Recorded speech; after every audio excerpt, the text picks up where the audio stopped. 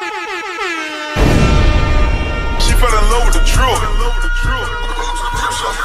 This is a certified hood classic, The Drip Drop. Show. I might have to drop it down. You know what I'm saying? I don't like that shit.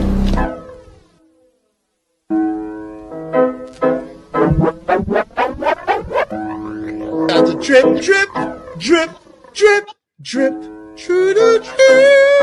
Yep, Drip Nation got 2.5 subs, y'all. Subscribe today. Y'all make sure y'all check out my homie, Drip Nation. Drip, drip, drip, drip, drip. Y'all subscribe. Shout out to Drip Nation. Shout out to Drip Nation. Much love to Drip. Drip, what's poppin', kid? Keep grinding over there, you heard? Drip was poppin', kid. Keep grinding over there, you heard?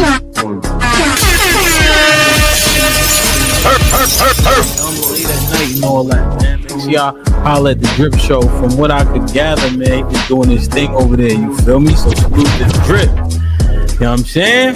The Drip Show. Look it up. One of the mods will drop it, man. Especially if you need a late night flow. I think Drip go dumb late. I think because he on the West Coast and shit like that.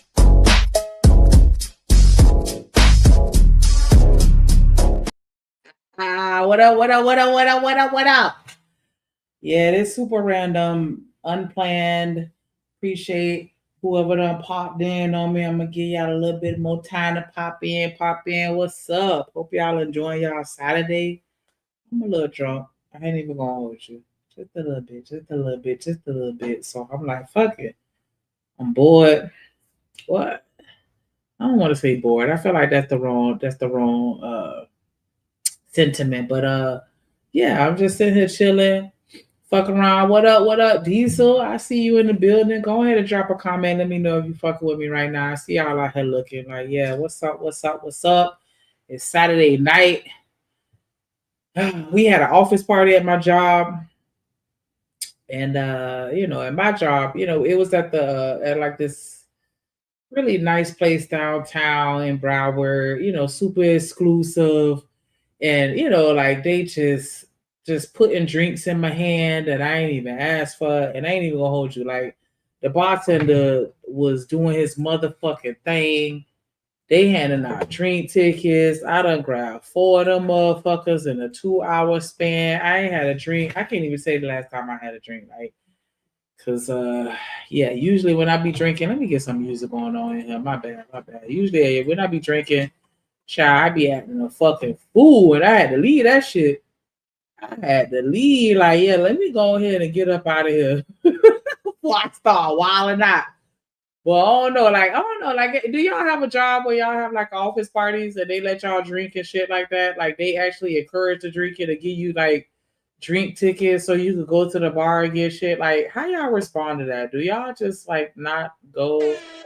Not go, but do y'all actually go to the bar and actually get a couple drinks? Because like, I'm coming from state government, so you know what I'm saying? Like, I'm not used to them giving us access to drink. Hold on, let me get this song right. It's all right. He got a whole bunch of shit back here.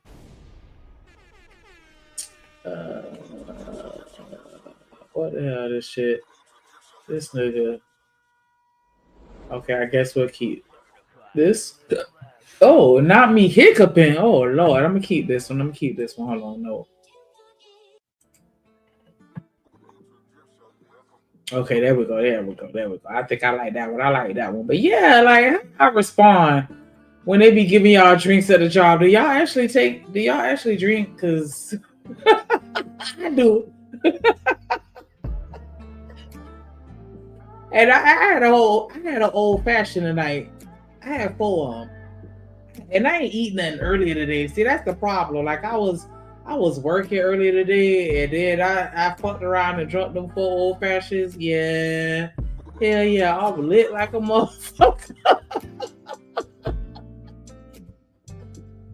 What up, Hood? Serving them in the building. What up, Kills? Y'all go ahead and hit that link. I don't even think Drip know that I'm here right now. I tried to call him. He ain't answer, so I said, fuck it. He gotta give me access to the Facebook. He was like, I don't know, like, he had a little light skin, won't let me in because I think he thinks I'm gonna run havoc. And so, like, yeah, we're gonna make sure you get riched up. Cause you know we had to took everybody wrenches and we had to see who the fuck was fucking with us. Yeah, make sure you bring your ass back, Diesel. Bring your ass back. But yeah, we had it was me. I ain't even gonna hold you. It was me. I'm like, fuck that. Take all the motherfucking wrenches. Fuck that shit. Fuck these niggas.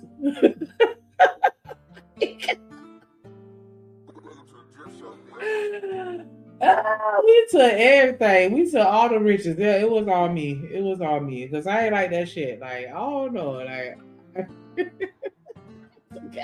it's me. I'm a whole woman. I got mad and took everybody motherfucking rich. Fuck that shit. Take everybody's shit. Take everybody's shit. But yeah, we gonna get you tight. We gonna get you tight word. Tight word, yeah. Yes. Let me go ahead and hit that link. But I mean, try. Put your hands together for my motherfucking friend.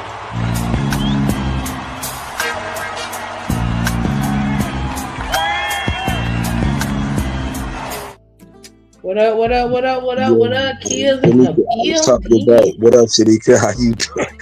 No, I was talking about when I held Hood down on DJ Rick's Doctor. Like I had spent like $20 for his ass to stay up there.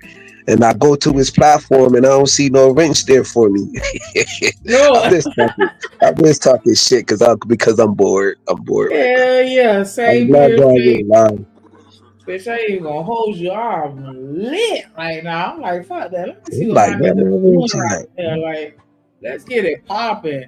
I was talking to my cousin. So hold on. Let me go and put your hands together for my motherfucking friend.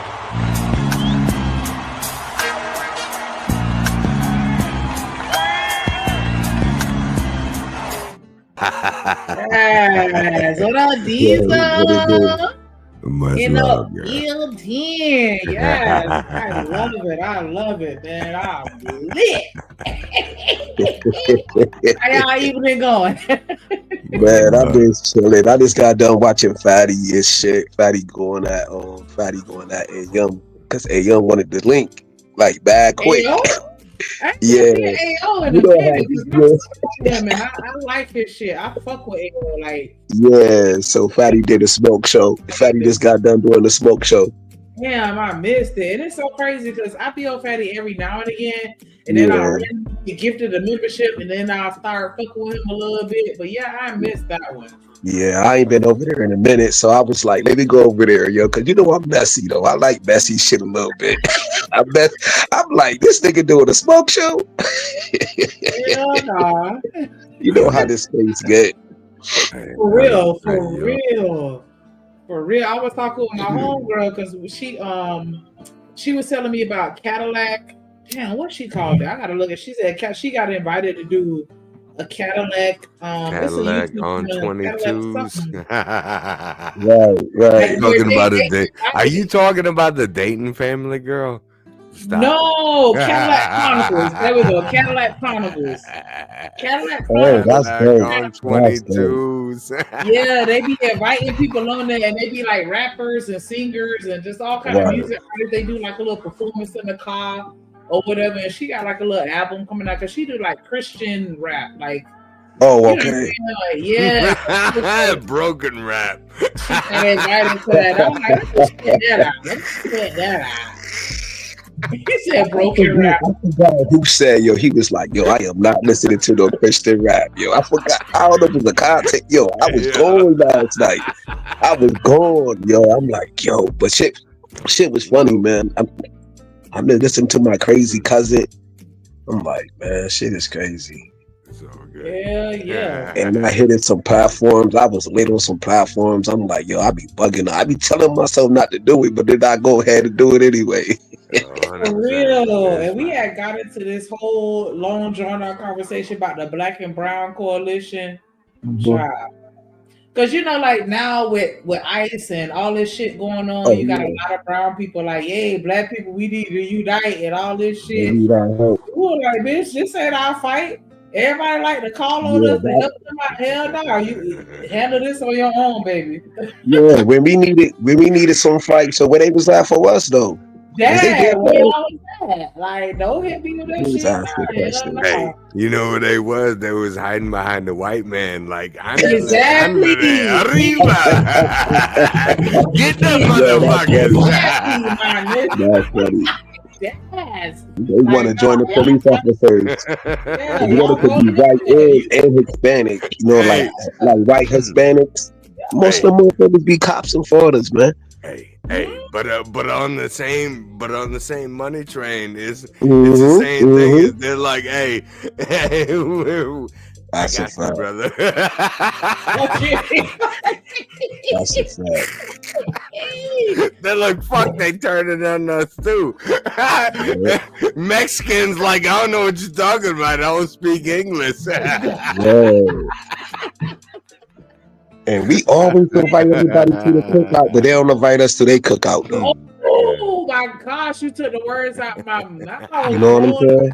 Nah, nigga, nah. We fuck with who fuck with us. That's how that Right. shit go. Hey, Right. hell no. What up, hey, 100%. And then, see, I fuck with people who fuck with me. You don't That fuck with me, part. whatever. Yeah, I don't make That part. excuses for nobody that don't fuck with me. I Right. just don't talk about you. You know what Exactly. I'm saying? Yeah. Exactly. Like, same shit here, my guy. Like, it don't got nothing to do with nothing other than if you fuck with me, I'll fuck with you. If you don't fuck with me, fuck you. Exactly. We can take care of their business, man. Oh my god, what scream that was? And Free Zone was like, "Yo, fam, yo, she don't need no help, yo. She got this." Like, Oh, and that that's was the other true. day. Like, I don't like that though. I don't like when dudes be jumping in. I'm like, yo, these females want to hold their shit down on their own. They don't need no fans though. She good. She been here for a minute. She know how I go. Exactly. Yeah, but I will admit though, he did hit a nerve, and I did go far. It's like I even stood up, like, and that's something I don't fucking do. How you doing, Miss Jackson? I'm like, it's funny as hell. Like, nigga, don't be fucking around here, come around here talking all this shit about me, and I ain't talking damn piece of shit about you. Like, No, you really didn't though. You really did. Hey, I was there for that. No, you ain't say shit. No, but I mean, motherfuckers will take a little bit of this and a little bit of that and make it something though. You know what I mean? Especially him though. Oh, no. yeah, but I he nigga was wanna saying hear like, what he wanna hear. and then I felt like I sat there and I proved him right because I turned into a whole nigga. Yeah, see there, you definitely. I was like, yo, she going in. For real, because I ain't like that shit. Like, hold on, my nigga. Like, you gonna have to fucking slow me down a little bit because I take a lot. I take a lot and I don't say shit, believe it or not. Like, I really do swallow a lot because it's like, Oh I my want to risk God. my anonymity. I love you already, girl. Say it again, Sam.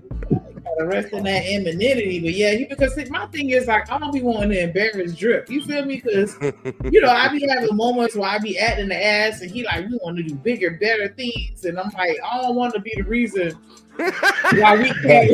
Listen, you are not the reason he's not doing bigger and better things. Right. People come over here and look, be like, hell nah, that look crazy. I ain't fucking with her. Like, I'm not coming over there for that shit. Like, so I be trying, you know, be a little classy, you know, be a little ladylike, but shit, like, nah, man. For real, You got a bunch of brothers? You got a whole bunch of brothers? I only have one brother, and he okay. Yeah, but I have a lot He's of like, men I in my think I could take him. Right. I had a lot of men in my family, and my daddy was in my life. You feel me? Oh, right. Okay. So it hit different. Okay, I get it. Like, nah, like, you know, I'm a very submissive person, and I believe in, you know what I'm saying? I believe in the gender roles, believe it or not. And that's that's awesome. But yeah, like some people just be going too far. That's like, oh, hold on, let me put this woman to the side and bring that ratchet shit out real quick and match up. Like, you know, shit. Let me reintroduce myself. Like, hold on. Let me tell you why clear you my not finna throat. play with me. Let me tell you why you not finna play with me. Like sometimes, and it's so crazy because my homegirl used to say that, like, you know, you don't want to be that person that turn up and crash out over shit, but sometimes it works and it gets you where you need to go when people will be on that bullshit. So it's like sometimes you gotta crash out on people. Like, you know what I'm saying? Because if not, they just gonna keep trying you. And it's like, that's a fact. and that's crazy that we even have to go that far with people, but it's like you have to. It's that shit be wild, but yeah, like that shit was a very interesting show to say the least. Like, and I was already pissed off before I even came on here. Like, see, that's what it was too. You know, that's what it was too. I was already on one, and then I ain't even going to Stan Archery had to put that battery in my backpack because he sent me. Yeah, Stan could do that though too. I hadn't seen it, and then when he sent me that clip and I saw it, I'm like, oh, okay, like nah, we not playing them kind of games, right? Yeah, when you start messing up your name and stuff, I'm like, hold up, bro, yo, she bad, cool, bro, like you wilding right now. You look like you wouldn't help nobody out. Like, what? You know how many times I've led the whole neighborhood? But see, my thing is, I've just gotten to a point where I'm very selective with regards to what I decide to pour into, because people will fuck it up for everybody, and that's really where it is. I'm just selective.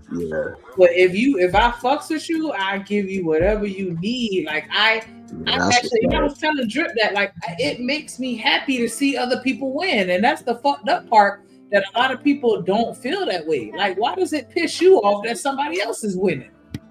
Because they not winning. You know what I'm saying? Like what I said, man, I was like, I don't know, man. There's some people who just love being miserable. You know what I'm saying? They see you winning, it make them more mad. Yeah. They want to punch the wall. They want to throw their hands up like Trey. Like, damn, man, this motherfucker winning again and again. Shit, motherfuckers be praying on people downfall. It's sad to say, but I think my mom told me that, or my brother, or they was like, some people pray for your downfall, man. I'm like, word. He was like, yeah, man. Some people actually get on their knees and pray. Like, man, I hope this person don't have nothing, because they don't got nothing. I'm like, damn, man, that's crazy. For real. Because my thing is, it's like, if you see somebody else fucking winning, if anything, it should inspire you. It should motivate you to step your pussy up, because that's what it do for me. And if anything, if you winning, I'm not gonna hate on you. I'm gonna try to get in on what you got going on. Let me befriend you. Let me, you know what I'm saying? Hey, drop some gems. Let's win together. How can I help you and you help me type shit? You feel me? Like, not even me using you, but just like, let's build together. Fuck that. You winning, I want to win. Let's make this money together. You know what I'm saying? But people don't think like that. Instead of trying to use that as a networking opportunity, they rather try and drag you down so that you can lose whatever it is that you got. And that's some bullshit. That is the bullshit right there. And it's like, it's enough money out here for everybody to eat at the end of the day. And I don't know why we have such a scarcity mindset. Like, nigga, we just sat here. You know how much money funnels through this country on a daily basis? Right. Like, come on. Like, you don't have to do that. But, you know, people gonna be like people. this guy, I was at Dunkin' Donuts or whatever. This guy was like, man, they got so much money, man. They be burning money. I'm like, yeah, man, this shit is crazy. Exactly. We could sit here and pay all these millions of dollars per year. It's money going through this country. We just gotta figure out what to do with and how to spend it accordingly. Like, that's the shit right there. And if people were to actually get into their bag, we could pull our resources. Because see, that's the thing. We're not pulling resources. Everybody in your area, whether they white, black, brown, whatever, if they live in your community, then we all on the same level. You know what I'm saying? We stay on the same street. You ain't no better than me. I ain't no better than you. Let's get this money and let's figure out how we could do it and make it better for everybody. But, you know, that's people just, I don't know. I guess they feel like if you win, then I can't. And it's like, nah. Because I remember going back and forth with Beans about that shit. Because he used to always, woe is me, I can't win. God don't like me. No, sometimes God uses you as a vessel to help somebody else. And then Right. and when you get your win, you know what I'm saying? He using somebody because somebody got to lose in order for somebody else to win. Yeah. And so Not that's why only- even when I lose, I'm still thankful because at the end of the day, I was a blessing to somebody else. Right, yeah. That's a fact. Yeah, like we gotta stop, you know, being so mad just because we not at the top spot. It's okay. You're gonna have your time to shine. Trust and believe. Yeah. Sometimes you know, that shit don't happen overnight, man. Never. You know what I mean? It's like you gotta put that work in. Now I'm seeing beings going to different platforms, debating people. Like that's, you know what I mean? That's dope. That's his best. Like, you know what I mean? My brother always told me, before you say something negative about somebody, trying to say something positive about that person before you go in. And now I'm like, that's his niche right there, like doing that debating stuff. That's his Hell niche. yeah. For So real. now- And that's why even though he get on my last fucking nerves, I still got respect for him. I still got love for him though. Right, same here. Because he is intelligent. Like, even though he say a lot of shit that I feel is extreme, or maybe I don't even want to say extreme because I feel like that's the wrong term, but he said a lot of fucked up shit, but that nigga's not stupid by a long shot. Oh nah, he definitely You know ain't what I'm saying? that. And that's why I fuck with him. That's why I used to fuck with him as heavy as I did. Like, you Right. know what I'm saying? Like, we gotta put a little respect on it. Just because a nigga ain't where you expect a nigga to be, like, you know, in this big ass house, because they try and be fucking with him because he on the Section 8 and all this other shit. And it's like, yeah, I get it, but at the same time, you can't demean nobody and make it seem like they stupid. Because there's a lot of smart people that take advantage of all kind of government programs. You know what I'm saying? And if that's what you choose to do to survive, then that's on you. But that still don't take away from your intellect or your Nah, never that. I want to take that away from him. Yeah. My And that's, thing is like how you like, you know what I mean? Like, you can't talk shit to nobody if you're on Section 8. Like, why be mean to people though? Like, nasty. Motherfuckers be nasty. Yo, some of the people that be at the bottom be nasty as hell, man. They be nasty. I'm like, bro, you don't gotta be nasty. Everybody trying to get some coins on this internet though. You know what I'm saying? Everybody trying to get some coins. Everybody trying to build a squad. people on the bottom, people on top, people in the middle. Yeah, That's they be nasty all over the place. But you got that money on right there though. Yeah, for sure. Shout out to Romelo Bangkok with the $5 super holla coming through early on. Said, I can't looking for you with Haitians. I stay smoking on good Jamaican. I fuck pitches from different races. You get money, they start hating. Turn up. That's a fact. I know that's the song, and I don't know why I feel like I know what that is. But I don't know why lately I just been slipping on the fucking song. But definitely shout out to Romelo with that super holla. Let me play this right quick.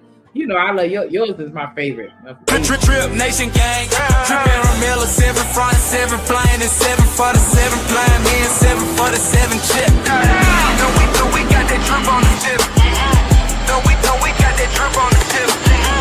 No, we got that drip on the tip. Damn, Romelo, 7 for the 7 for the 7. Guys, that shit lit. That shit lit. Ace Hood, hustle hard for sure. Oh wait, I couldn't know the wrong one. Hustle hard. But yeah, like, man, child, bro. What else we was talking about? It was something else we was talking about today, and I was like, you know what? You're giving me some, good show topics, because we gotta do better. We was talking about so much shit, because she like do a lot of community work. And she got some shit going on. I was telling her it was chewing my ass up on the last stream, because I was telling her my son, he like 5'10", and he like, you know, approaching 300 pounds. I ain't even gonna hold you, because that nigga, he big. And they were like, you better pass outside somewhere on the football team or something. And I tried that. I tried a whole bunch of different shit, but he was like, and like when they say they ain't like nothing or something or whatever, I'd be like, okay, well, what else you do like?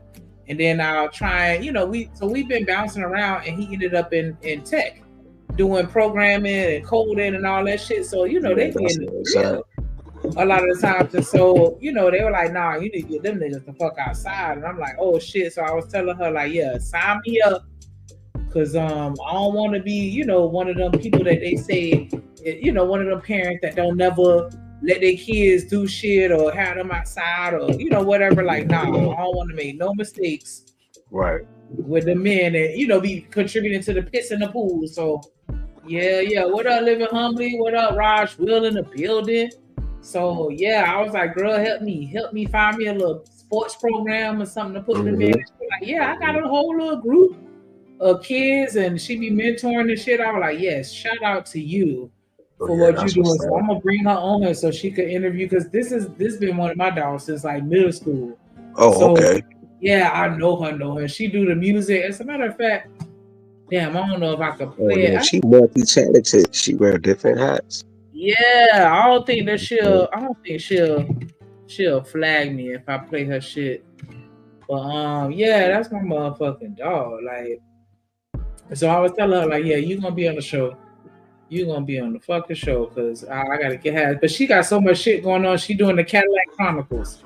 And I was like, yes, I love that for you. So she gonna go and do a little performance or whatever. And I was like, yeah, we finna get you on that because we need more people that's actually doing shit in the community instead of just talking about that shit.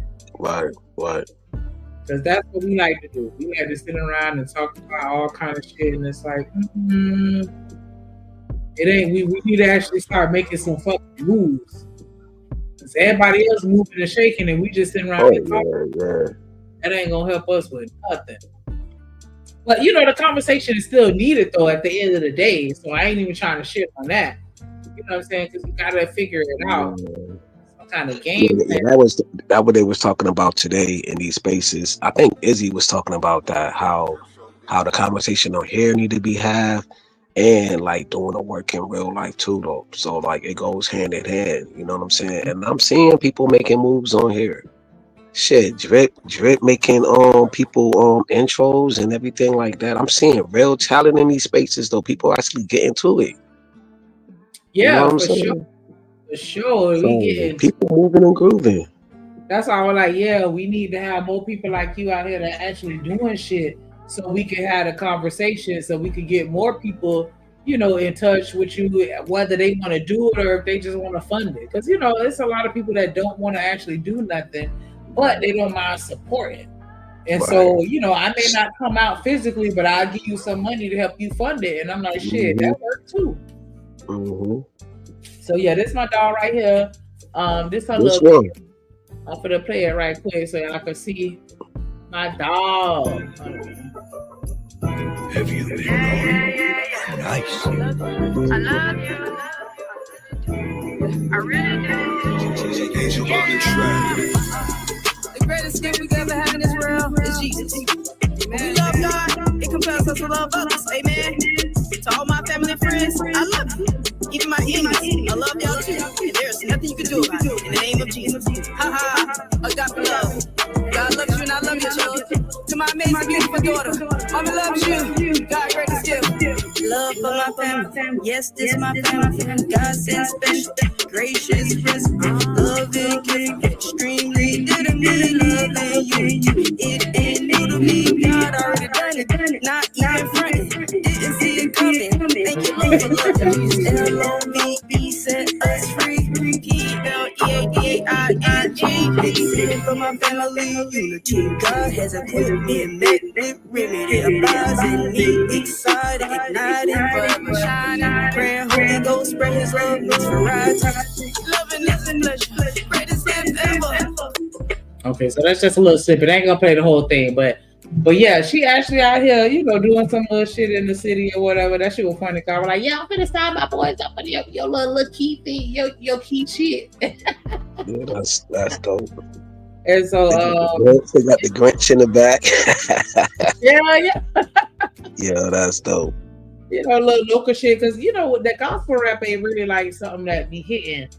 I don't think that that's necessarily a genre that a lot of people fuck with like that.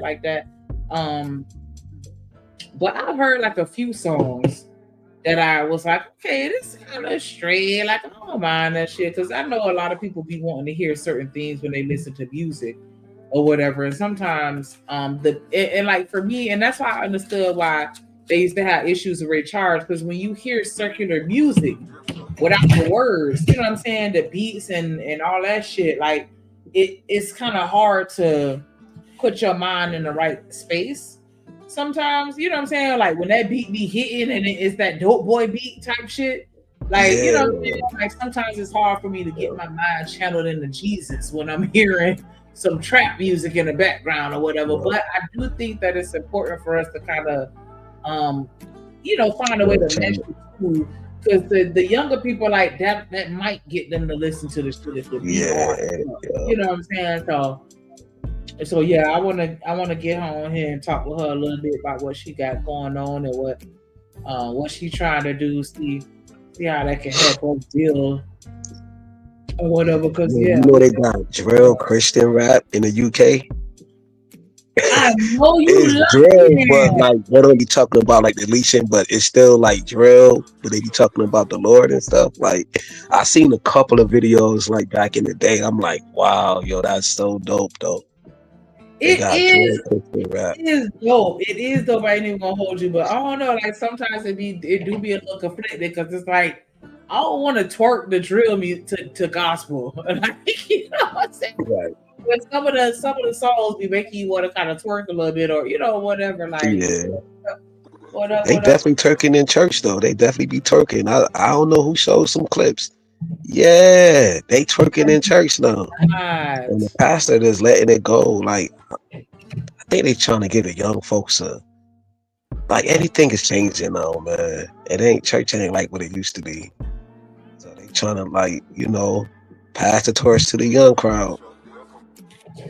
And you know what? I'm kind of on the fence with how I feel about that. Because on one hand, I do appreciate trying to appeal to a younger audience or demographic just so that we can bring them into the church, because there's definitely a disconnect, with regards to religion and young folks. Like we don't have the millennial parents aren't forcing the kids to go to church like how boomers were, and maybe even Gen Xers. I don't know, because I feel like Gen Xers are still kind of in that church vibe type shit or whatever. But I feel like definitely with the millennial parents, we're not forcing them to go to church 7 days a week.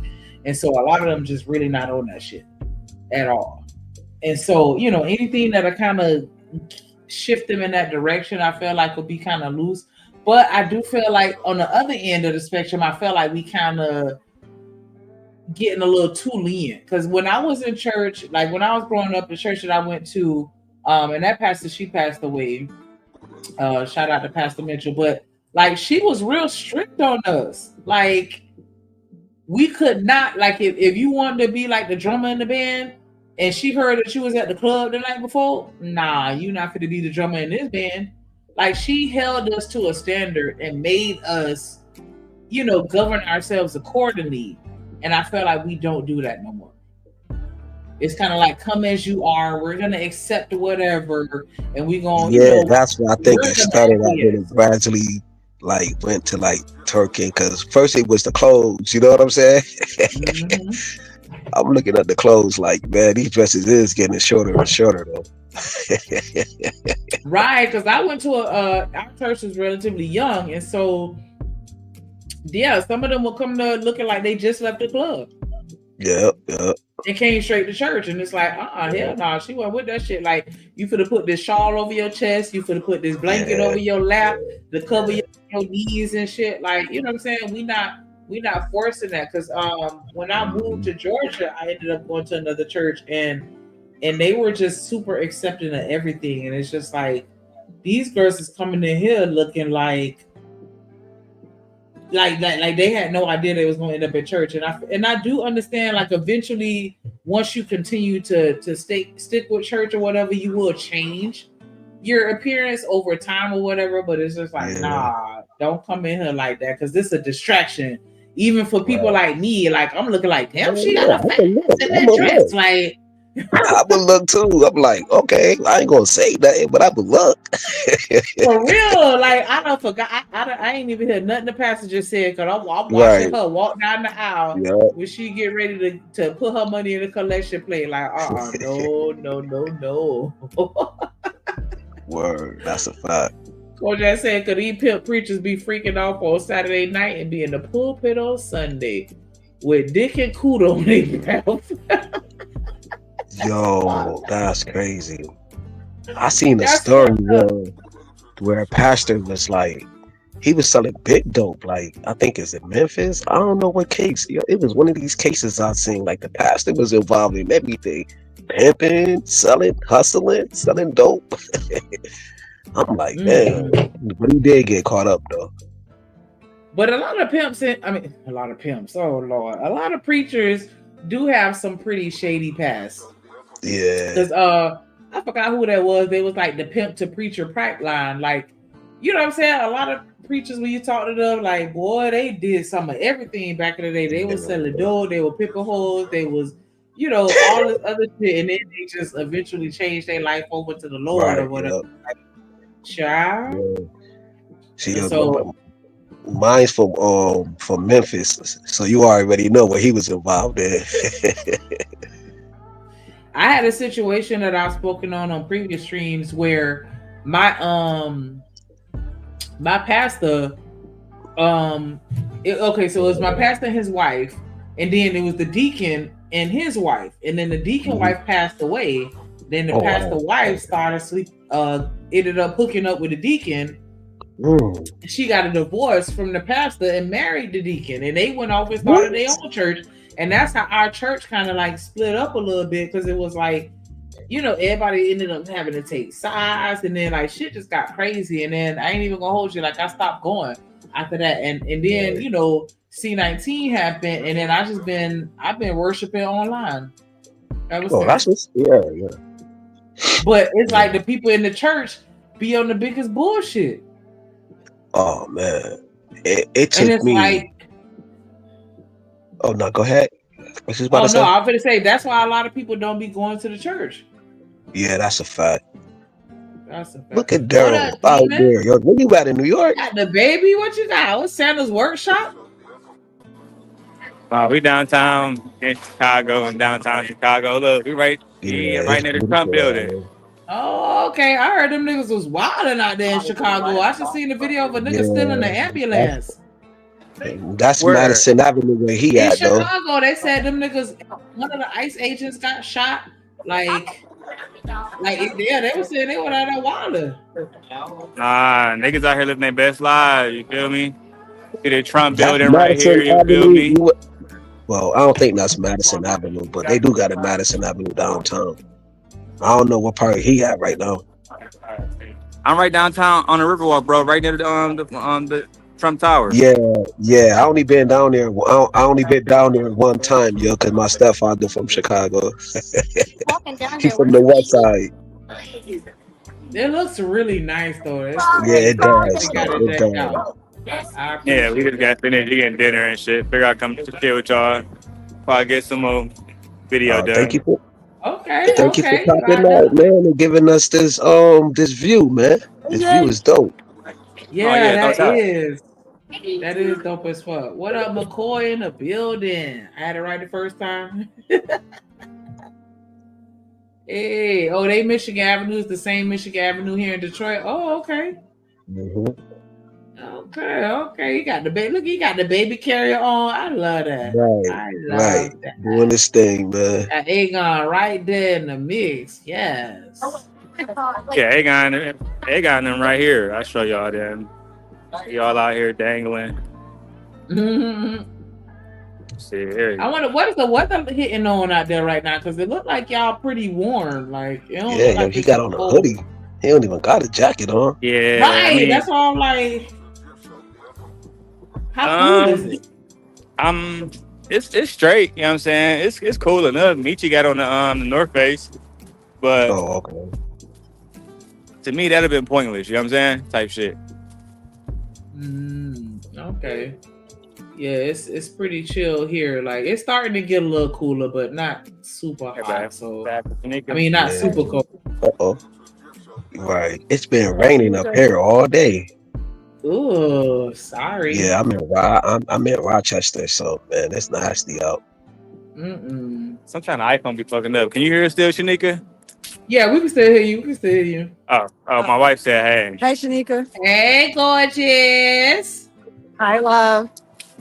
God, y'all out there doing y'all thing. I love that. Yeah. Doing the What husband and rocking the wife thing. building? You know what I mean? The family thing. That's dope, man. Hell yeah, we need to definitely see more of that. Like, I don't know why they be acting like we don't love on each other. I was watching the video Right. and I might pull it up. It was Shay Sade, and it was a clip from Clubhouse, which is for y'all that don't know, it's a social media site where it's kind of like it's like YouTube, but where they do like the stage and you get up and talk on panels, but there's no videos, it's just audio only. Or whatever, and these black girls was like, they was on there talking with a Klan member, like, we want y'all to go ahead and kill and unalive all the black men. Like, what? I was appalled. Like, get out of here! Y'all gotta stop with these narratives. It's hella black men and women out here that still value family, and you know what I'm saying, like. Right. Come on now. And then they'll be the main ones that be getting deleted by the white dudes, though. You know what I'm saying? They'll be the main ones. For real. Like, why would you say some shit like that? Like, that's some bullshit. That's how they been talking like that forever, man. Some of them. I ain't gonna say all black women, but some black women just don't, they don't like themselves. They don't like black men for nothing. If one did something to them, they all did something. Like, it's crazy, man. That is crazy, and that's why that's the platform right there. Yeah, and that's so crazy because that made me think about like when I say shit and I talk about the love that I have for black men and why it falls on deaf ears because of holes like this. Right. So yeah, I'm gonna play a little snippet of this so you can hear what I'm talking about. I'm about to mute up. What happened? Oh, okay. Oh no, I just said because like the goal of this conversation should be to like progress, right? Do like unless you're ladies that you don't want to fucking deal with it at all, then we should talk. Yeah, we don't want to deal with black men at all. I love all men, not black men, just not black men. Well, is there any women here who don't want to deal with men? Period, or is it just black men, or is it a mixture? It's just black men, and we actually want non-black men help in this corrections that you speak of. So what are the corrections that you're looking for specifically? Force, because that's the only thing that's gonna work. But I mean, what are you looking for black men to arrive at? A place of understanding of like what do you want to see? Well, we believe that there is no hope for them. That we don't believe in changing their minds. We don't. But I'm trying not to say what I really want to say because you're on stage, but if they could not exist, hey, we wouldn't be mad at them. My bad. I was on mute. We cooked. We're fucking cooked. Yeah, that's crazy. Did you hear that shit? I've been in these spaces forever, yo. I hear black men, yo. We do go in on black women. Don't get me wrong. We go in, but yo, you're not gonna see us do this. You're not gonna see black men going to spaces be like, yo, we want to see black women get deleted, and we don't do that, bro. Like, this is beyond diabolical. However, you know what I mean? This is beyond that. This is Cynthia G on steroids. Yeah. I say that. This is Cynthia G on steroids. That's a great place to put that. That's some bullshit. Like, look So at the name of this fucking so chat. now they want us to be deleted, and they want not to have our children and everything like that. You know what I mean? That's Quezzy. Yeah, see. In my best Zoe voice, the Quezzy. Y'all be thinking that we be capping, or if y'all be thinking it be cap when these content creators be telling y'all like some of these black women do not like, yo, this in a Congress too. I forgot what where we're at though, but they was like, yo, certain black women do not like black men though. These are not our women. Like some of these, most of these black women are not our women, bro. Cause they be talking crazy about us. Look what they saying. What up, BJ? What up, Stan in the building? That shit. I ain't even gonna hold you. Like, when I first heard this video, like my eyes watered up because that shit fucking crushed me to hear these hoes say this shit to these fucking Klansmen. And you gonna hear as we keep playing it, like they were even taken aback. The white man that's on here like, what? Because you hear him, he like, well, okay, well, what are you looking for? Like, what do you want us to do to help you? And they're like, yeah, delete them.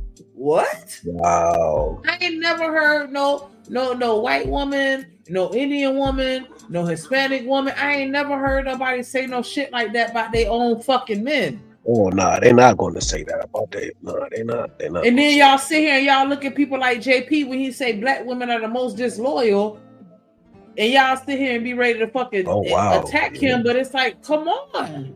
He got a point. point. What up, McCoy in the building? Like, this shit got me 38 hot. Like, what the fuck are we doing? Black men, listen, ladies. Like, I don't know how many more women we got in chat right now, but I'm just saying, like, y'all gotta stop that shit. Because there ain't nobody on a level higher than the black man. I don't give a fuck what nobody say. But look what we gotta face though. That shit is divine. Right. But look what we going through though. We going through they want us to be deleted. The black woman want us to be deleted. The cops want us to be deleted. The judges want to throw us in prison. Look what we facing. Like, where are we safe at, bro?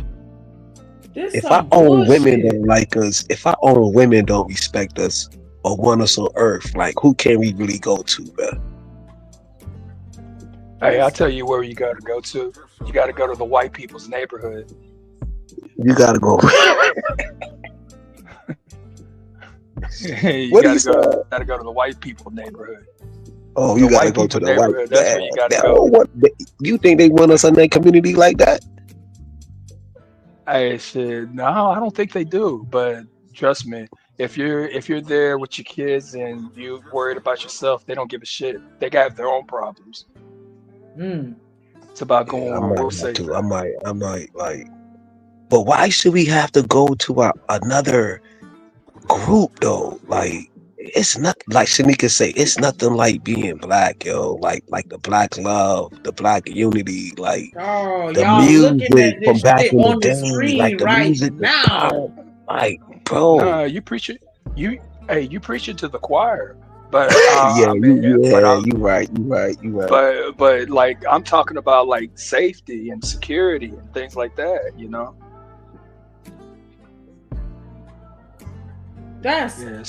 Oh my gosh, like I don't even know what the fuck to say, because usually I be trying to defend us. Like, I try to defend us women, because you know what I'm saying, we done been through a lot, and even though I don't agree with a lot of shit that women say, black women say on this internet, I can understand why they say it for most of the shit that they say, but this right here just take the cake. I can't even fucking defend this shit in no way, form, or fashion. We are literally looking at a whole fucking happy ass black family on this motherfucking screen right now in real life. Right. And these hoes just want to sit here and act like these niggas don't want this shit. And you know what they're not gonna do, yo? They ain't gonna show their face though. No, they'll show their face. They don't give it like these women like this. It's like they'll get on their TikTok and they'll say whatever bullshit they say, but it really doesn't mean anything, because they're like literally 20-year-olds, 22-year-olds. They don't know shit. They don't know nothing about the world. And like literally 2 days later, they're gonna be. It's almost like they didn't forgot that they said that, and they're gonna be saying, "Where are the black men to help me? I was just accosted at Walgreens." You know, so it's like they don't even know what they speak. Right. We had this conversation before about, you know, we get so far out into this I don't need a man, you know what I'm saying, mentality, but then when the men see us, you know, because I had a young lady that was talking about an experience where she had a flat tire. She was like, fuck it, I knew how to change tire. I had my dress on. I was out there changing tire, and not one man pulled over to help me. And I was like, sis, that's because they saw you and was like, fuck it, you got it. They were probably scared to come and say something to you to try to help, because they might have thought that you could have possibly been one of the women that would have caught an attitude and cussed them out like, nah, I got this, I don't need your help, blah, blah, blah. Like, I wouldn't do it either. Right. That bitch should have called the bear. Yeah, like we sit here and say we don't need them and then get mad when they don't step up to help and do the shit that we want them to do. Yeah. See, now you see why a lot of dudes don't want to hold doors no more. Why they don't want to be like chivalrous, you know what I'm saying? Why they don't want to leave with their money, you know what I mean? Even though the great generation or the silent generation, maybe they did have another man, but you know what they didn't do? They didn't open their mouth and do this. Like go talk crazy and all of that. They just moved in silence. That's why it's called a silent generation for a reason. Even though she probably had it, everybody said that granddaddy had a whole other family or had a woman down the street or whatever. What about Big Mama? You don't think Big Mama had dudes too? But Big Mama didn't let everybody know. Big Mama kept up to herself. Yeah, I got a couple uncles and aunties that don't look like everybody else. Hey, so I think. Yeah. Go ahead, my boy. I'm thinking about them chicks that were just talking. Yeah, my bad. I was thinking about them chicks that was just talking, and it hit me. The one talking about force, or we don't need them existing. I guarantee she just got done dirty by some hood ass niggas that she didn't chose. Niggas stole her car or something, and now she just mad at all niggas. We choose these niggas. I know. I know, but it's just trying to get mad and be like, "Daddy, granddaddy, is your fault for not telling me or warning me about him." Even though I wasn't gonna listen anyway, and I was still gonna fuck with him regardless of what you said is your fault. Or it's the main character syndrome. Me. Like, come on, man. This shit's some bullshit. This shit is I would love to interview somebody to interview one of them chicks and pick their brain, because he said maybe it's from they picked a thug or whatever like that. I think it's a deeper rooted issue. I think is, you know what I'm saying? They never probably got the man they wanted. They didn't get chosen by that dude, you know what I'm saying? Through their lives or something happened in their childhood that we don't know. No, I mean, I don't want to give no excuse, because these ladies, I never heard this neither. I heard some bad shit in these spaces, like you said with Kendra G, but I didn't hear a group of women on the same platform talking to a Klans dude and talking about, they want a black man to be deleted, though. That's different, bro. It is different. Bullshit. Listen to this bullshit. There's a lot of hateful people out here, bro. Oh, for sure. It's a lot of hateful people out here. But for you to, it's just the level of hate that these black women have for men. Even on TikTok, I be seeing videos where, some woman will say some shit that's super wild, and in the comments, the woman will be like, damn, I'm pissed that you got me agreeing with a man, but he was right. They openly say the shit I'm mad that you so fucked up that I can't even fucking justify the shit that you do, and that you got me agreeing with a man. I'm mad for that. Yeah. They don't just say anything. There was this other TikTok I saw. Damn, I forgot the name of the painting. But the one where I forgot her name, but she had beheaded John the Baptist. And she had it said, and they got that shit on display at the art museum. And the girl was like, well, I don't know what he did, but I signed with her. And I'm like, bitch, this is fucking John the Baptist. Do you even know the story behind it? They fucking unalived him because he called them out because the nigga married his brother's wife. Wow. And the brother wife got embarrassed and plotted to have him unalive. And you're going to sit here and look at that shit and be like, yeah, I signed with her. He deserved it. Come on, man. We going too far. Too far. But let me let y'all hear the rest of the shit that these stupid assholes are saying. That's crazy. Culture to kind of stop. I think they get validated a little bit too much, and they're not held accountable as much as white men, Hispanic men, Asian men. The legal system works in their benefit a little bit more than they think it does. They're seen as the ultimate, most oppressed. And I think that coddling culture needs to stop, and they need to be held accountable for their actions. Because we live in white male patriarchy, white men set what's socially acceptable. So with you all setting what's socially acceptable, the degenerate behavior of Black male culture needs to be checked.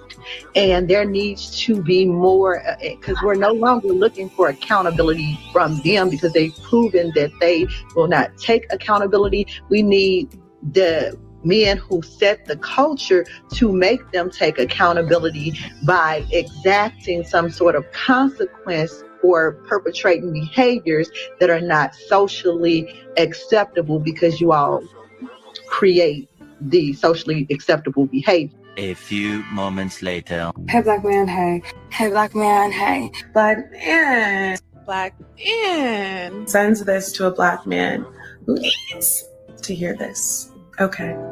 Black man. So I was sitting here and I was thinking, So you know, cringe. the most beautiful thing. Cringe as fuck. My bad, I'm on mute. This was a part of the video where they was talking about wait, hold on 1 second. Rock on Drip Nation. We on the block. Rock the block of Drip Nation. Shout out my play OG Pawn and D-Rock. D-Rock. Drip Nation. Shouts out my homie D-Rock. D-Rock. Drip Nation. D-Rock. We rocking your block. D-Rock. Running the block. Drip Nation. D-Rock. I love that shit. What are D-Rock in the motherfucking building? What's good, family? What's up? What's up? Do you hear these cackling ass hyena assholes talking about to these fucking Klansmen talking about how they want Black men to need it? Yeah. Child. Yeah, I actually heard that. But I wanted you to play it again because it sounded like they didn't sound American. Ooh. They didn't. Okay. But this Because is you what see we, the name of the group is Yes, Black Americans Can Be Racist. That's the name of this group in the divested millennial section. bingo. There you go. See, that's part of the problem right there. We can't be racist. We ain't got the kind of resources or the power or the control to be racist. The only thing we can be is at best is prejudice. That's it. So when you don't think Black people can be racist? Hell no. Do you know what racism is? Yeah. I don't think we have the power to be racist. We don't. What can I prevent? What can I stop a white person from doing? Nothing. Just because I don't like them. What can I stop them from doing?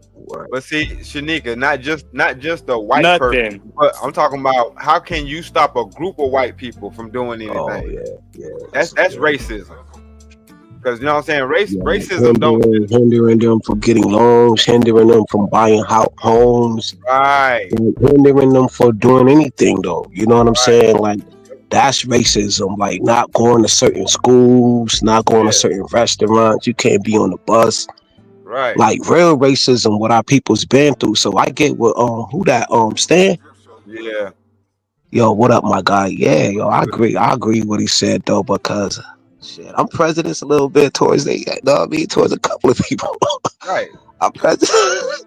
We all got that in us, I think. Yeah, I'm prejudiced towards all of them until I'm in a situation where I'm forced to befriend them, and then once I get to know them, and it's like, okay, you're not that bad. But I judge like a motherfucker. Yeah, I think America judged though. I think America judged. But that ain't the same thing. That's not the same thing as being racist. Right. I'm just curious because you're talking about the power. That I don't have the power over like a group of white people, but the group of white people, I'm trying to understand what power they have over me. I got a video where a lady explains this shit to a whole crowd of people. I'll put it in the back chat. But the fact that you don't understand, I know you're talking about the professor. Yeah. I'm trying. I mean, we're not talking about like civil rights type shit, so like help me understand what a group of white people it ain't even can stop me from they can stop you from getting a mortgage. You said what power do they have? Look, if you're trying to do business with them and they don't want to do business with you, there's nothing you can do or no go around to do business with those particular people that you can conjure up that will make them or twist their arm and make them do business with you. They don't want to do business with you, they don't have to. And they can stop you from getting a job. I personally experienced a situation where a bitch didn't hire me because I was black. White people could stop me from. Wait, Yeah, you don't think So HR? white people This white woman, yes, this white woman did not hire me simply because I was black, and that was the only reason. And she spilled the fucking beans to somebody else that told me. But I can't prove it, and I can't get that person that told me to speak out against it because they scared of retaliation for their job. So I can't prove it to get her fired. And But that's she called, literally said that shit. and that's called passive racism, by the way. And it's only the white people that hold this power. There are not a group of Mexicans, not a group of Asians. Oh, nah. See, you got in Florida. I was just telling Shanika that, like, you got a whole bunch of white Mexicans right now. You know what I mean? That's police officers. And guess what happened? Guess who they stopping? Black folks, dog. Like, didn't we see an incident where that football player got pulled over by all them cops? They done dragged him out. And he had an injury. They put the knee on him, took him out. Yeah, yo, he probably was talking crap, but they ain't had to jack him up like that. Yo, didn't we just sing that like last year? You talk about the receiver for the Dolphins. 9 cops for one dude. One dude. I think that was like Tyreek Hill or something. Yeah, like all of them cops. And it took for them white folks to say, "Hey, you making my player late," and they let him go. But on his own, he had 9 cops about to do him in. This is what I'm talking about. That's what I'm saying. And you can sit here and act like that all you want to. I just don't. No. I just don't. But you're saying that black people don't hold this kind of power. Only some Mexicans, white people, and I guess maybe Asians. All right. Too. Well, let me rephrase it then. We don't hold the type of we don't hold the type of hatred. We don't hold the type of hatred in our heart that holds people back from opportunities. If we think they're qualified for the job, we'll hire them. It don't matter what color they are. You know what I'm saying? That's how we operate. That's how we do business, and that's how we are as people. But those type of people in general only do business with their people for the most part. They'll do business with you if they get a bigger chunk out of doing business with you. But don't. I mean, I've done business with white people like a lot. I've done business with Mexicans a lot too. You know, and I don't know. I'd have to think hard about a time where I was discriminated against because I was black on an individual basis. But you just I missed hate what I to just take you said. there. I hate to take you there, but how much of a nigga do you really look like? That's my first question. I know that I'm not trying to be offensive, but I'm saying, like, how dark are you? What type of hairstyle do you have right now? Like, I have questions because perception is reality for a lot of them. And if you look a certain type of way, they're not fucking with you. Okay. And that's why the experience is different across that spectrum of skin tone. Okay. And so if you light skinned, and I don't know why, but I just get the vibe that you a light skinned ass nigga, because I don't think that you this person that's on the picture. I don't know if that's you on the avatar or not. But no, that's Sergeant Watt. That's Sergeant Waters from Soldier Story. Okay, that's what I thought. Because I'm like, for some reason, this person I felt like this person looked familiar to me, but I just can't place. I couldn't just put my finger on it. For some reason, I'm like, this person looks familiar. Sergeant Waters. So yeah, that's why I was like, I don't think that that's you, but I'm just saying, like, what you look like, because you sound like you look like you might even pass for Hispanic. No, It's me. I don't know. It's me. I'm judging your voice. You darker than a paper bag? I would say that I'm the color of the paper bag. How's that? Okay, how coily is your hair? How what? Do you get how coily is your hair? Like when you cut your hair, yeah, when you cut your hair short, do you get them nice little waves or do you get that little? Well, no, I ain't gonna. Yeah, say what short. are you between 1 and 4C? What is your hair type? Because you God, I giving don't me. know that. I mean, Yeah, I got three. hair. I got You hair. giving I me keep type it like three. I kind of keep it like in a like medium fro kind of thing. If you don't do nothing to it, will it nap up? When you pick your hair, does it hurt? Yeah. Okay. No, it doesn't. Or My does hair's real soft. does that pick go But I wear exactly hats a real lot. soft? Your hair real soft Are and you fine. tender-headed? No, his hair is real soft and fine. Sometimes so- I don't know. My wife often loves to comb my hair or whatever. And Yeah, she like your shit because it's nice, tell her to nigga. stop. Yeah, you ain't got that 4C. She like playing in it. I know. So your So experience what? will be different. So what?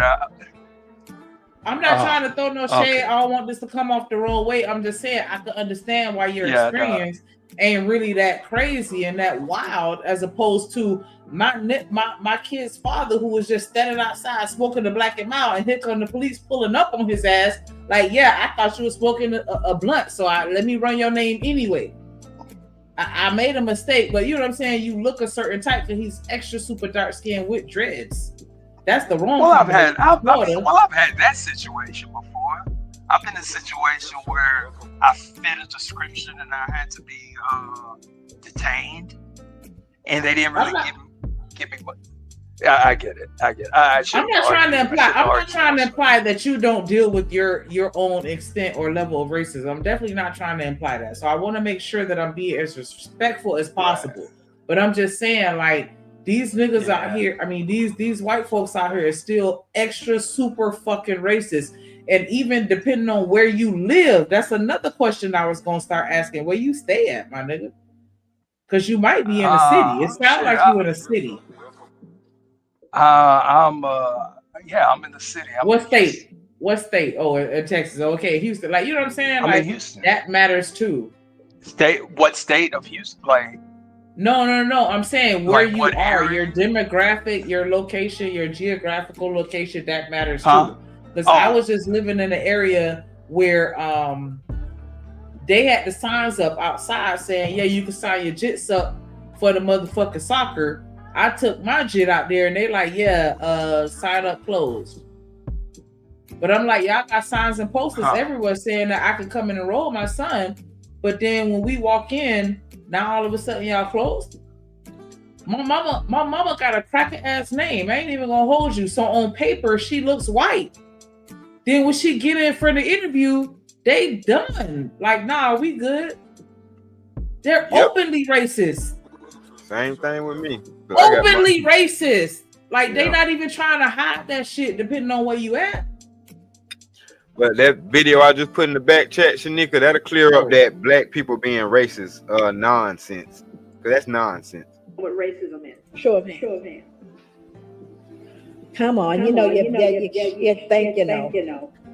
I'm not suggesting I know. I just have a couple of definitions that My bad. Fair use. kind of came to me as I thought about. How many Oh shit, this your shit. My bad. people think there are white racists?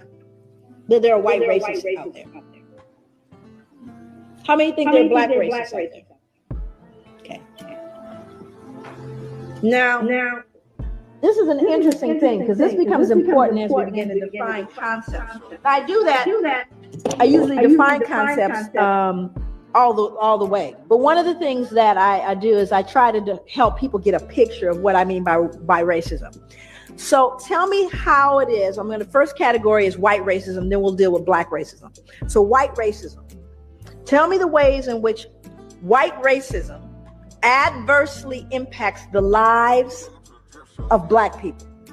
Just what are the ways that white racism can adversely impact the lives of black people as a group? What are some of those ways? I'm sorry? Power, but how is that defined specifically? Education, okay. I'm sorry. Economically, employment. What else? Housing. What else? Policing. Why are we here today? Healthcare. Okay. Now, we could actually kind of grow that list. Now we're going to move over to Black racism. Tell me the ways in which Black racism adversely impacts the lives of white people as an entire group. Thank you. The reason why you become silent, there's one that always comes up, and that's fear. White people are afraid of Black people. They are afraid of us. And it's a very interesting thing because Black people know it. We know white people are afraid, but you have to start getting into the psychology. What are you afraid of? Why are you afraid? But it's an interesting dynamic. Now, also you see the difference in what racism is, do you not? Racism implies you have not just prejudice, but the power to do something with that prejudice. Now, I want you to look at this photo very closely, and I want you to see who's in it. More important than the man hanging, because you got to understand the lynchings that occurred in America happened after slavery, not during. Thousands of lynchings happened after slavery, because this is a reaction to white fear of what we would do once freed. But we didn't create a vigilante group to take out white people, but they did create a vigilante group to take us out. Now, you know what racism is. Sure. Yeah, you can stop it right there. That was the Have that you- ending was the Hey, that ending. have you ever looked into the lynchings? Because you know they're documented. Hey, are y'all familiar with a channel called Hezekiah News? I heard of it. Heard of him? I never heard I of it. mean, this guy. So this guy, I don't know where he gets all his information from, but all he does is post clippings from like ABC special reports, or he'll post New York Post articles from 1906, or he'll talk. But the dude has just a mountain of knowledge out there. But- a lot of things. But did that clear that up Like a for you lot as of- far as Black racism or blacks being racist? Honestly, not really. It's kind of All like right, stuff that so- I've heard before. It's kind of stuff okay. I've heard before. And So I'm saying, okay, well, do me a favor, just real quick. What? Give me an example of what Black racism looked like. What Black racism looks like? It looks like blacks who rent out Airbnbs, seeing or black owners who have Airbnbs. They see what they would say conceive as a ghetto name and not rent their Airbnb out to them. I call that racist against blacks. Technically, I mean, you don't everybody call was- that just good business practice?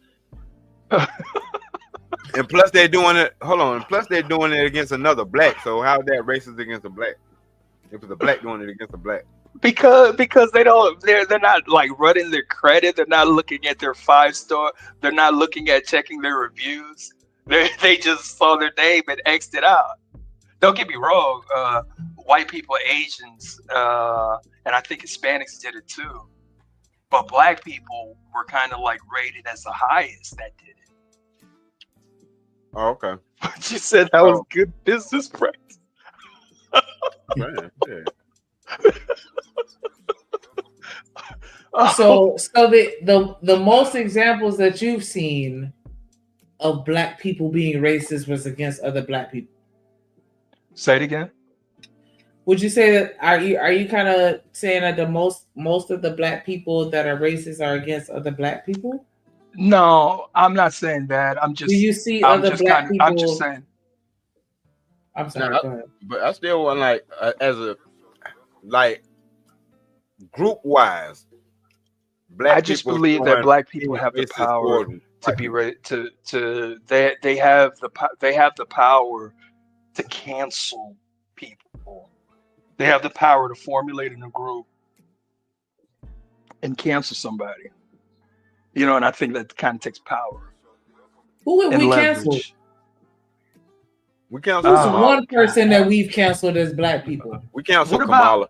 about what about that? What about that? We did. I did. I ain't even gonna hold you. Yeah, we canceled Kamala. I saw that whole over in Africa trying to convince them that being gay is okay, and I was like, yeah, I'm done with you. Right. Oh man.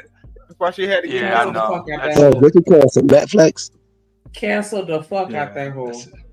But also, see, I mean, not. look, Yeah, hold on. not the Let me say majority this of black real quick. Hold on, let me say this real quick, because what you just said, Shanika, is the reason why we have to delineate. Because if she's pushing that, then she's not pushing with, not even getting with a black man.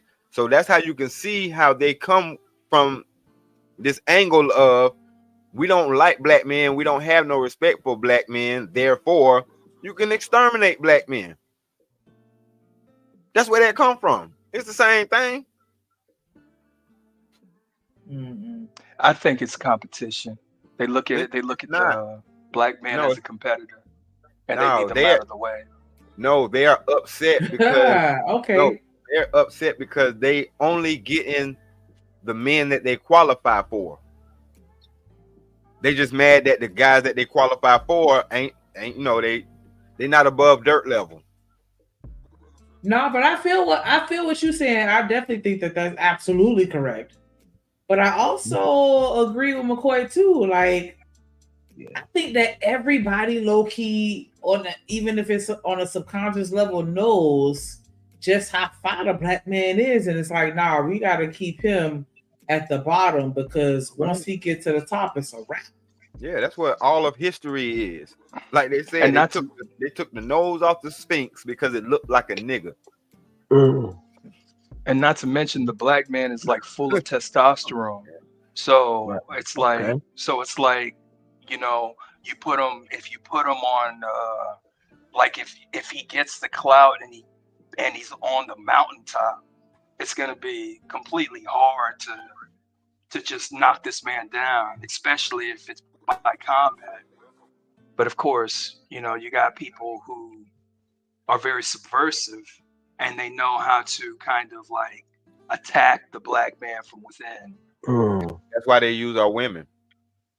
Yeah, they use their women, and then you think about the people, but then you think about the people that are using the women, you know, and the people who are using the women are the people who hold all the money. Yeah, and that ain't and that's not your white nationalist. Yeah. Them do. I'm trying. You want to know about white nationalists? Even if they don't, them people got mess problems. They got. It's like you know, and then a lot of them, you know, former coal miners and shit like that. So yeah, they mindless droids. They just go out and spread the message. They ain't got to have money. They get taken care of. All they got to do is spread the message. Their tickets are paid for. Their hotels are paid for. The white nationalists. The white nationalists. See, I think you're talking about. I think you're talking about. I think there's a different. There's a different person. There's a different group. Okay, well, I'm speaking about white Zionists. Yeah, bro. They're the ones who hold all the cards. Yeah, they're the just like ones that do all the hiring. You say so? I'm saying they in cahoots together. It's one big cabal. It's one big cabal. I think the Christian Zionist people, I think they look at the white nationalists as their enemy. As a matter of fact, I'll do you one better. I would say they look at them as useful tools, the same way white nationalists they look on our side as useful tools. The Christian Zionists look at the white nationalists the way the black woman looks at the black man. Arch enemies.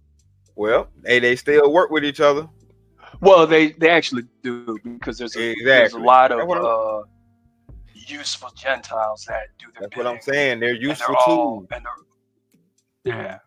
It's a cabal. That's what I meant by a cabal. You know what I'm saying? Like, no, it's a real, it's a big ass machine with moving parts. That's you know what I'm saying? And they got the white nationalists that go out and parrot their talking points spread their bullshit message. You know what I'm saying? Interrupt conversations when black men are building, or black women and black men are. I think the white nationalists and the Christian Zionists are at war with each other, and it's like unfolding in real time. But that's just what's going on. When has white supremacy not been at war with themselves? I'll tell you, when they click up against us. Tell me. You know what I'm saying? But anytime they not on our back, bro, they fighting each other. That's all they've ever done throughout their history. Think about it. Well, I mean, I'm thinking about it, but ideally, these white people, especially these white Europeans, they technically come from high trust societies. No, the hell they don't. Society. If we're talking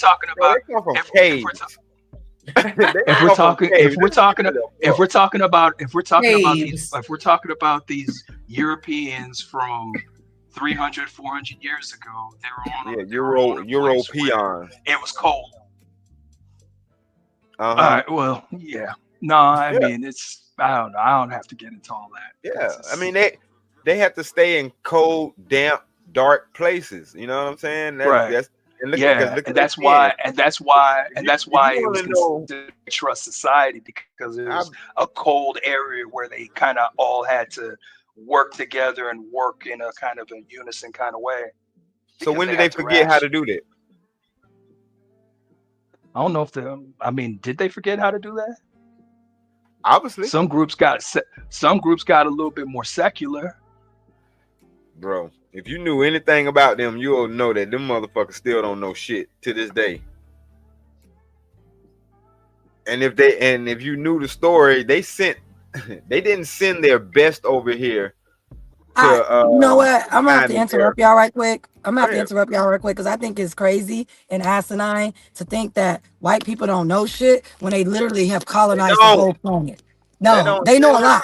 They know a lot. It's crazy for you to say that when we know white people have colonized the whole planet. Their little imprint is in everybody's culture right now. To say that, they don't know anything, it's crazy to think that people who are white are dumb. Just like it's crazy for white people to think that all black people are stupid and they don't know nothing. And that's why you niggas keep losing. But go ahead.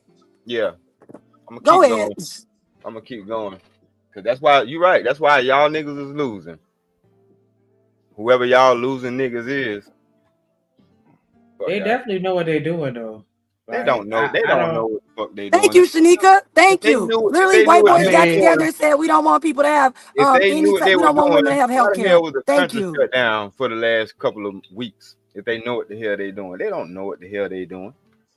Actually, I think that whole shutdown thing was like a straight up ruse. It is. It was just a blame game. Oh, blame this party, blame that party, blame this party, blame that party, and then under the table for working deals, and then boom. I'm gonna look. Not cut you off, we have H1. We have more H1. It definitely was not a blame game. You literally saw which party did what, because that particular party is in charge of all branches of government right now. So for you to sit up here and say, "Oh, it was a blame game," it was a blame game. No, we know directly where the fault lies. You're telling me that they weren't. You're telling me that the Democrats and Republicans weren't sitting here trying to blame each other for the shutdown. Is that what you're telling me? What I'm saying is that there's one particular party in charge of all branches of government right now. Okay. Yeah. So you're speaking in absolutes then. You're basically saying that this was all right.